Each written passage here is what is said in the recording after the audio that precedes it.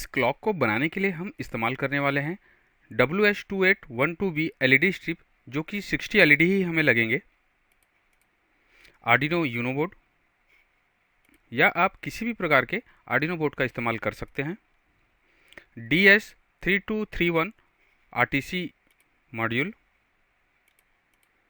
Power supply के लिए 5 volt 2 ampere adapter, switching और मोड चेंज करने के लिए हम 5 पिन रोटरी इनकोडर का इस्तेमाल करेंगे।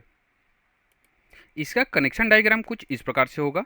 सबसे पहले आर्डिनो और DS3231 मॉड्यूल का कनेक्शन करेंगे, जिसमें SCL पिन का कनेक्शन A5 के साथ, HDA पिन का कनेक्शन A4 के साथ, VCC के लिए हम एडाप्टर के पॉजिटिव को उसके साथ कनेक्ट करेंगे, ग्राउंड को आर्डिनो के ग्राउंड के साथ कॉमन कर देंगे और एडाप्टर के 5 वोल्ट को आर्डिनो के वी इन पिन के साथ कनेक्ट करेंगे और इसी 5 वोल्ट को सीधे 60 LED स्ट्रिप के साथ कनेक्ट कर देंगे। LED स्ट्रिप के ग्राउंड पिन को ग्राउंड कर देते हैं और यही ग्राउंड आर्डिनो के साथ भी कॉमन कर देंगे। LED स्ट्रिप के डेटा पिन के कनेक्शन A0 के साथ होगा। इसके बाद रोटरी इनकोडर का कनेक्शन करेंगे, जिसमें रोटरी इनकोडर के पिन 1 का कनेक्शन आर्डिनो के पिन 2 के साथ करेंगे।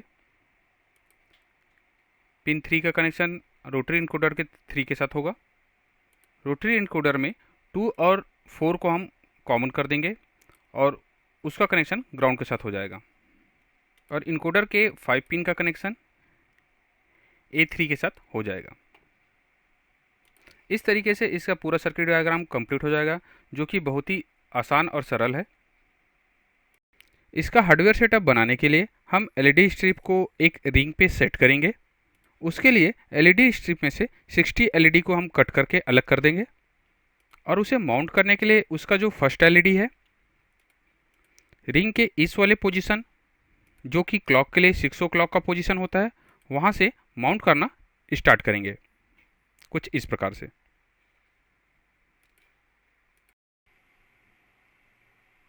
इसके बाद हम कोडिंग करेंगे। ये कोड और इस कोड में इस्तेमाल होने वाले सभी लाइब्रेरी फाइल और सर्किट डायग्राम आपको वीडियो के नीचे डिटेल बॉक्स में मिल जाएगा। कोडिंग करने के बाद सर्किट को हमने कुछ इस प्रकार से टेस्ट किया, जिसमें ये प्रोग्राम रन कर रहा है। अब हम इसे क्लॉक शेप में अरेंज करेंगे। रिंग बनाने के लिए हम ये वुडन एम्ब्रॉयडरी रिंग का इस्तेमाल करेंगे, जो कि मार्केट में आसानी से मिल जाता है।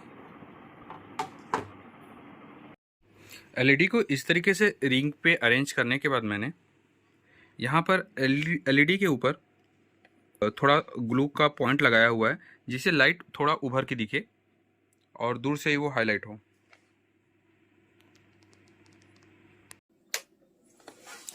सिस्टम ऑन होते ही ये कुछ इस प्रकार से दिखेगा, जिसमें से ब्लू लाइट जो है वो सेकंड, ग्रीन लाइट मिनट और रेड लाइट जो है वो आवर का इंडिकेट कर रहा है। ये एक स्टैंडर्ड क्लॉक हमें जो दिख रहा है, हम इसे चेंज कर सकते हैं।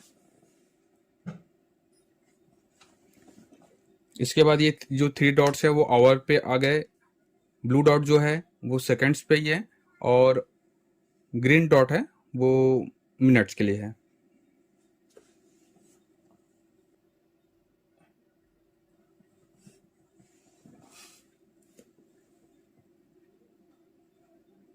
इसके बाद ये सेकंड्स का जो पैटर्न है वो थोड़ा चेंज हो गया।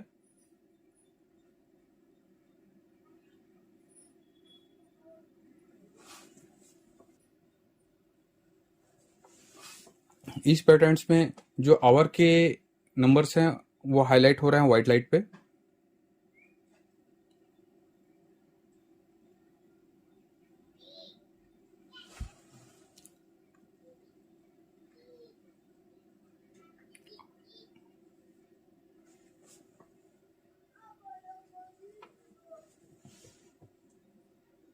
ये उसी स्टैंडर्ड क्लॉक में एक वाइट लाइट जो है वो रोटेट कर रहा है।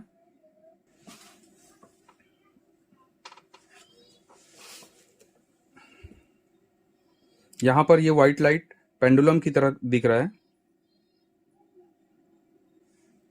आवर, मिनट और सेकंड्स को हम चेंज भी कर सकते हैं। कुछ देर तक रोटरी इनकोडर को पुश करके रखेंगे तो ये ब्लिंक करने लगेगा, और ब्लिंक करने के बाद हम इसे रोटेट करके हम जितना भी चाहें, सपोज हम 12 पे ले आए हैं आवर, उसके बाद मिनट, मिनट 45, और उसके बाद सेकंड,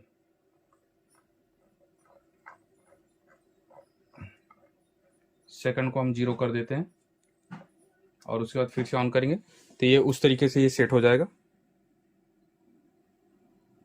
इस तरीके से हम क्लॉक को सेट कर सकते हैं। रोटरी इनकोडर को प्रेस करके इसमें हम अलग अलग मोड चेंज कर सकते हैं। ये डेमो मोड है।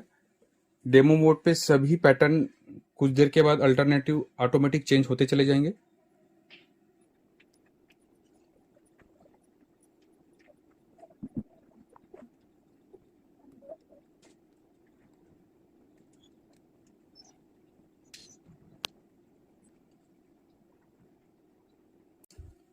कुछ इस प्रकार से।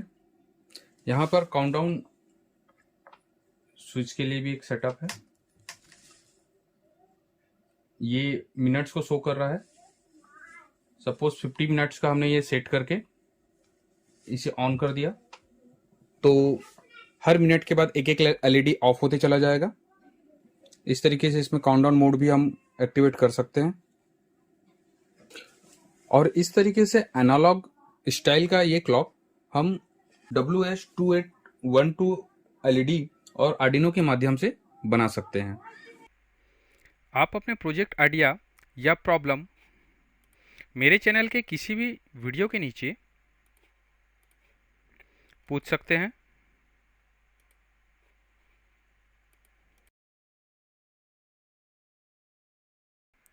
और मेरे इंस्टाग्राम चैनल पे भी आप प्रोजेक्ट से रिलेटेड डिस्कस कर सकते हैं।